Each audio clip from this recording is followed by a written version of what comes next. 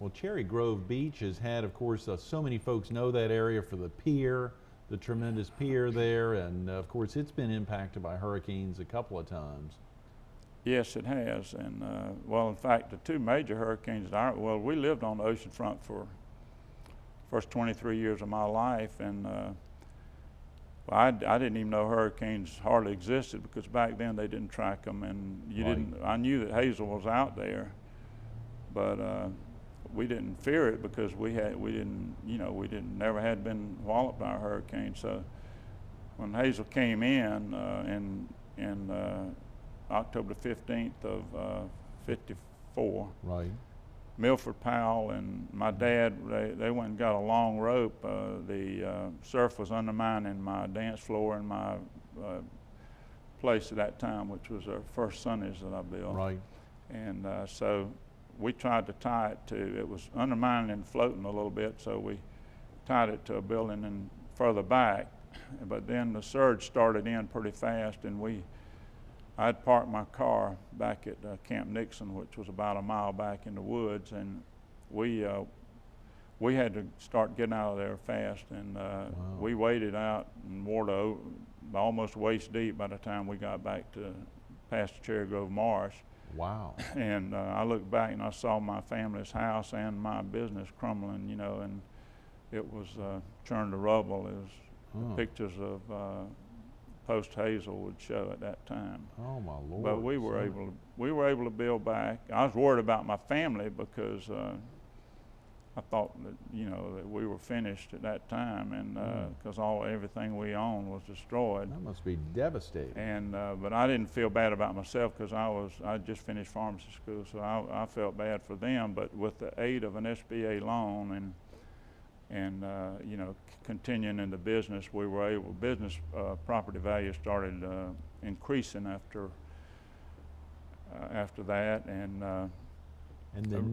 the place really started growing. So my family did a lot better at that time. The original 9,900 acres that your great-grandfather, your grandfather from New Bern had been able to acquire there in that area ultimately has been divvied up and assumedly. Right, it was divided. They had 6 children in that family, and it was divided among the heirs, and my father ended up with a portion of it, and of course they had to disperse. They had to divest themselves of most of it to get through, and I was able to acquire 1 or 2 small pieces of property, and then as I was practicing medicine, I was able to buy contiguous property and increase the value of it. And that's great.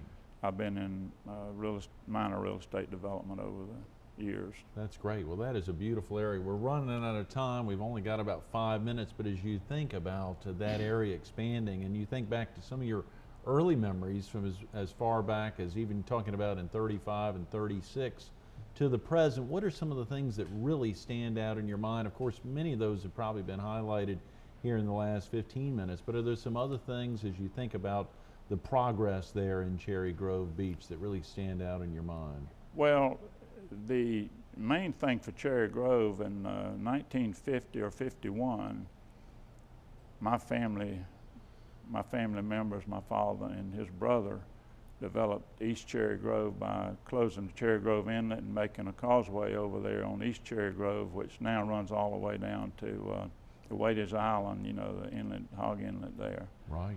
And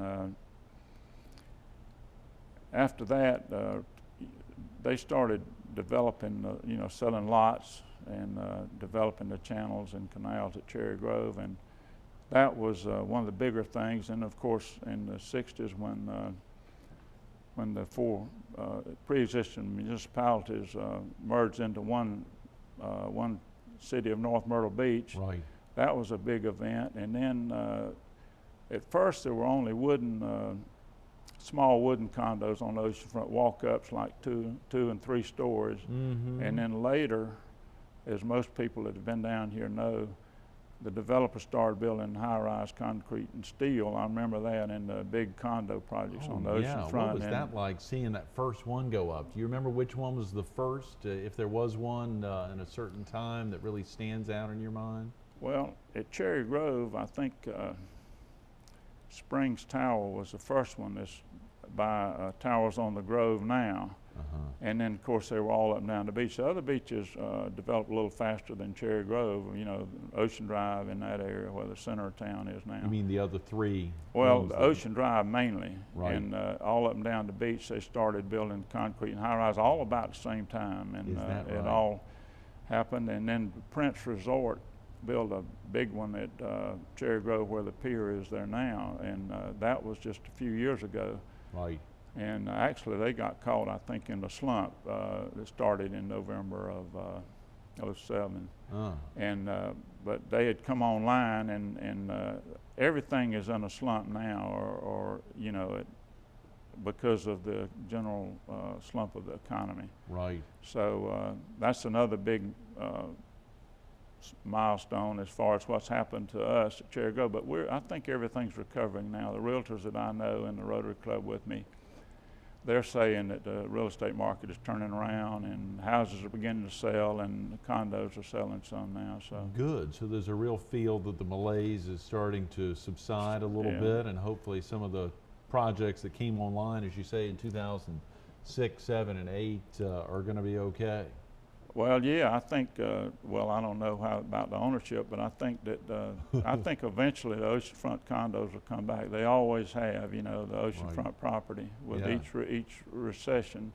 Sure. This one's been severe, as everybody knows, but I believe that everything's recovering. We had, of course, we only had tourism and people moving down here from the upper tier states, northern states, moving down here and buying property and building houses and retiring here. Of course, the housing market and the oceanfront condos and mostly our tourist industry has been the big thing. We didn't have much diversification, as you know. Right, prior to that. That's generally the history of our area in general, and of course Cherry Grove in particular. Well, you know, I was fascinated to see in doing a little research online that when you think about that Cherry Grove Beach Pier and that being a real landmark there, that has become, even remained as a landmark for the entire North Myrtle Beach area. Right. There's two piers there. Actually, there's the Prince Pier now at where the Prince Resort development is, and then on down another 1.5 miles or so, there's the Inlet Pier. Okay. Which is a private pier now. If a viewer was coming in from the PD or from southeastern North Carolina, what is the best way for someone who's never visited, and is there something, is it the piers themselves, is there something they really need to see if they're going to come visit Cherry Grove Beach, that part of North Myrtle Beach, for the first time? Well, no, it's very similar to the other beaches. It's not there. There's hardly no amusement or any kind of commercial development. Bullino's has the commercial development, which is the convenience store, Shell convenience store, and Bullino's markets and all there on the main street. Right. And then the pier is to the east or northeast, about 1/2 mile. Okay. And but most people reach us, you know, now through information off of the internet and referrals from other people that have been down there. Right. But if you're coming down into our area from Highway 9, you would. There's not much to see except you just come on down and come to the end of Highway 9, and we're there. Cherry Grove is right there. But the main part of town, as you know, the development that's going on mostly in the last few years has been on in the Ocean Drive section in the main street. 22 years since you gave up your actively gave up your family practice there, since '89. What has been the thing that has been most exciting for you over the last 22 years? Well, I've had some other real estate interest, and I've been developing small developments like mini warehouse storage facilities, and I had. You said your two sons run, yeah. They run that now, and I had River Country Mini Golf, and I had 2 go-kart tracks and a big arcade and ice cream shop and the mini golf, and that was development that I made and ran for a year. I had them run, and then I owned it, and I've sold out. I've sold about everything that I was invested in.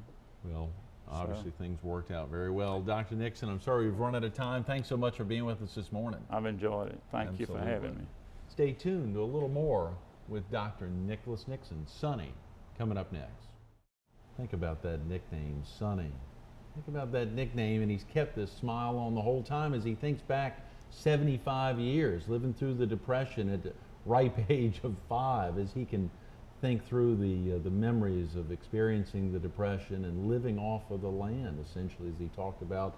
And fast forwarding 20 years, he kept a smile, even though he knew it was going to be tough, as he watched Sonny be pulled out into the ocean and his family home place be ripped out of the ground, and also pulled out at waist-high level as the water for Hazel was hitting the area.